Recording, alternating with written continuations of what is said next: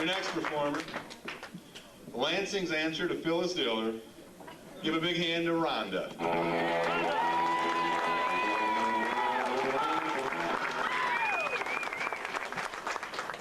Let's have a big hand for Paul.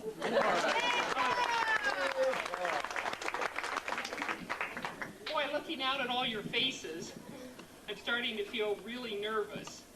I got nervous just thinking about doing this. So I told a friend I had a problem. And she said, God is greater than any problem I have. And I thought, so what? I still got the problem. Then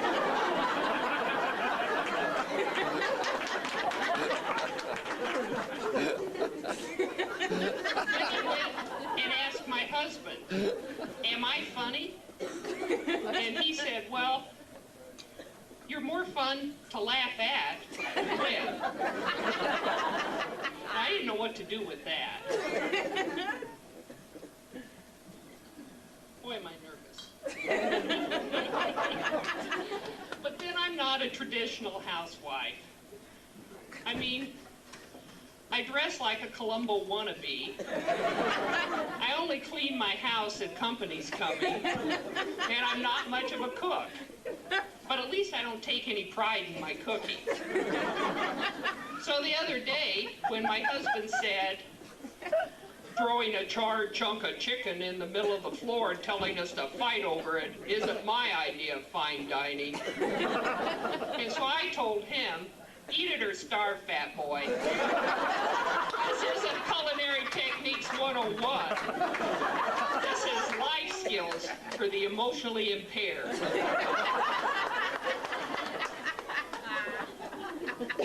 He hasn't got any reason to complain anyway.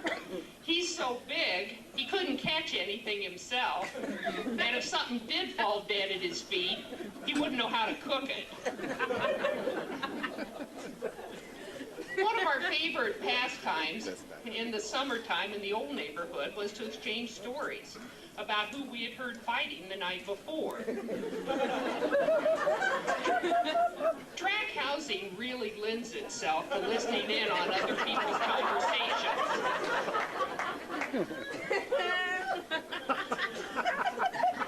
I think the developers do it on purpose. They know after you buy one of those track houses, you haven't got any money left for entertainment. Anyway, one night, I woke up because I heard screaming coming from next door. And out of concern, I woke my husband up. And he said, after he listened for a while, that screaming's pretty rhythmic. And it's interspersed with a headboard hitting the wall. So I told him, I'm in the mood for an argument.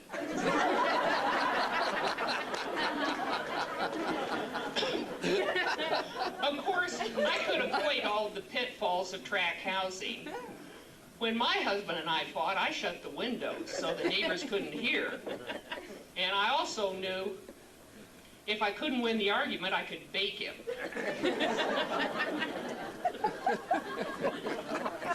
My friend Judy had great husband stories till she got divorced. My favorite was a hunting story. Her husband left, gun in arm, and was gone all day. And he came home and proudly threw an owl on the table. Horrified, she looked at him and said, "Why'd you kill that?" And he said, "Well, it was him or me." But you gotta remember, this guy is the only guy I know who could have a complete brain hemorrhage and the doctor saying the damage was minimal.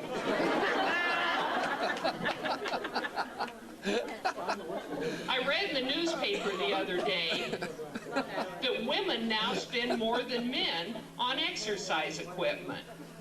Now I bet all you men are thinking, wow, that's sweet. They want to look good for us. Wrong. We want to live longer so we can have all the money and watch whatever we want on Monday night.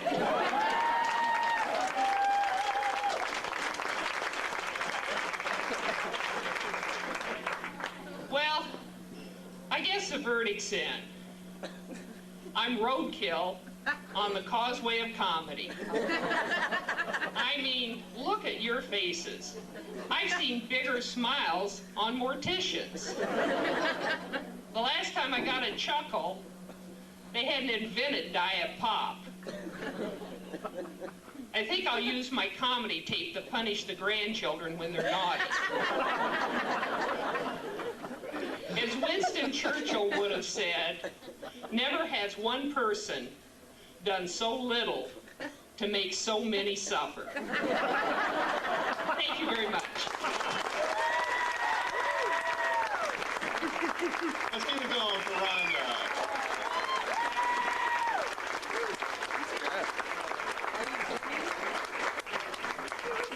Your next performer is just recently back from a dysfunctional family reunion. Have a big hand for Gordon Biskey.